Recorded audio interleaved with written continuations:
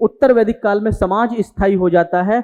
तो यहां जब समाज स्थायी हो जाता है तो यहां पर स्थायी राजतंत्र की क्या होती है, नींव पड़ती है, शासक आने लगे। जो उत्तर वैदिक काल में टैक्स स्वेच्छा से दिया जाता था, इस काल में टैक्स को अनिवार्य रूप से लागू कर दिया कि प्रत्येक व्यक्ति क्या करेगा, अब इतना टैक्स देगा। समझे? तो राजनीति इधर स्थायी हुई, राजतंत्र की नींव पड़ी, सेना प्रशासन की नींव पड़ी। समझे? टैक्स स्वेच्छा से लिया जाने लगा। देखो, स्थायी बस्तियों की स्थापना होने के कारण स्थान एवं क्षेत्र का महत्व बढ़ा। भाई क्यों नहीं बढ़ेगा? अगर एक ही स्थान पर आप बसे रहोगे तो उस स्थान का महत्व तो बढ़ जाएगा, ठीक है ना। उसके बाद क्षेत्रीय राज्यों को उदय को बल मिला, बिल्कुल एक स्थान पर, है ना।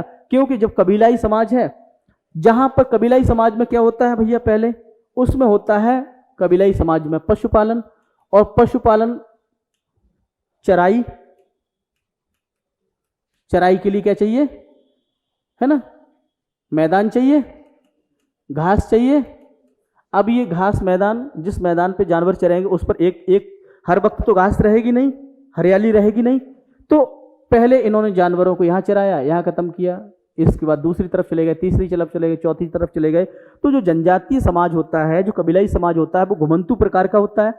लेकिन एग्रीकल्चर वाला जो समाज होता है, जो स्थायी समाज होता है, कहीं एग्रीकल्चर कर रहा है, तो भाई खेती अगर कर रहे हो, आप कृषि कर रहे हो, तो उसकी देखरेख करने के लिए आपको नियमित एक स्थान पर बसना पड़ेगा कि नहीं।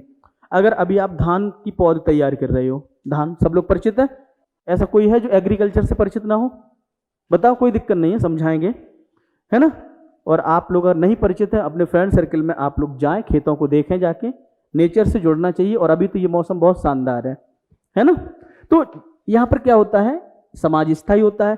तो अगर आप एग्रीकल्चर कर रहे हो, कोई भी क्रॉप का उत्पादन प्रोडक्शन कर रहे हो, तो भाई कृषि स्थायित्व मांगती है। आपको नियमित देखना पड़ेगा, उसको पानी की जरूरत नहीं है, कोई पत्ते खराब तो नहीं हुए हैं, कोई बीमारी तो नहीं लगी है, कोई जंगली जानवर आके उसे नष्ट तो नहीं कर रहा है, कहीं ज़्यादा बारिश की वजह से वो डूब तो नहीं गई है। बात समझ रहे हैं कि नहीं समझ रहे हैं, है ना।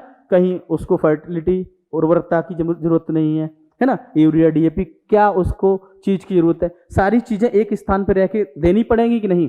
तो ऐसे में क्या होता है, स्थायी और क्षेत्र का क्या बढ़ेगा, महत्व बढ़ जाता है, ठीक है ना। और ऐसे में क्या होता है, क्षेत्रीय राज्यों के उदय को बल मिलता है। और जब क्षेत्रीय राज्यों को उदय को बल मिलेगा, उन्हें नियमित टैक्स मिलेगा, तो वहां पर क्या होगी, राजा की हैसियत में वृद्धि होगी कि नहीं होगी, बताओ भैया जरा, है ना। और अब इस काल में ये क्या करने लगे, बेहतरीन, है ना, राजसू, वाजपेयी, अश्वमेघ यज्ञ जैसे यज्ञ करने लगे।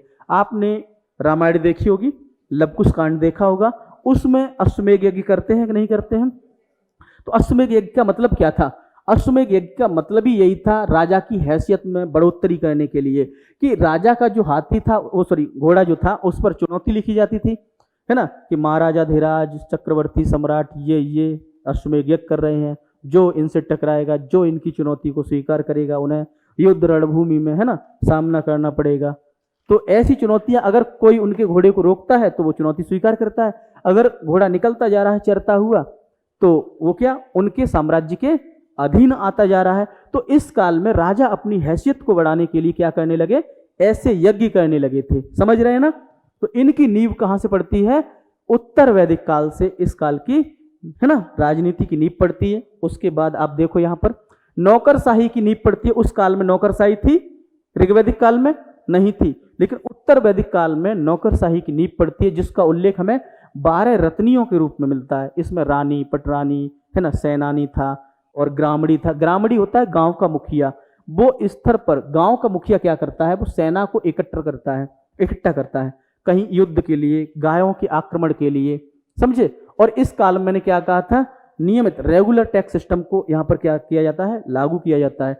नियमित कर देने लगे। उस काल में कर कैसे दिया जाता, टैक्स कैसे वसूला था, उत्तर वैदिक काल में टैक्स कैसे वसूला जाता था, है ना, स्वेच्छा से, और यहां पर, है ना, रेगुलर रूप में। तो इस काल में देखोगे, उत्तर वैदिक काल में राजा की शक्ति में वृद्धि के कारण सभा और समिति का, है ना, लोकतांत्रिक महत्व क्या हो गया, बिल्कुल कम हो गया था। उस काल में लोगों से पूछकर डिसीजन लिया जाता था, लेकिन इस काल में क्या, स्थायी अर्थव्यवस्था के विकास के कारण स्थायी राजतंत्र की नींव पड़ती है, प्रशासन मजबूत होता है, राजा के अधिकार, है ना, बढ़ जाते हैं। और ऐसे में यहाँ पर, है ना, सभा समिति के महत्व को वरीयता नहीं दी जाती है। समझ पा रहे हो कि नहीं समझ पा रहे हो? अगर आप चाहते हैं अपने कैरियर को एक नई दिशा देना और सुनहरे भविष्य को साकार करना, तो जुड़िए कंपटीशन कम्युनिटी के साथ। आज ही हमारे वेबसाइट के कैरियर पेज पर विजिट करें अथवा डिस्क्रिप्शन बॉक्स पर दिए गए लिंक पर क्लिक करें। हमेशा आपके साथ टीम कोको।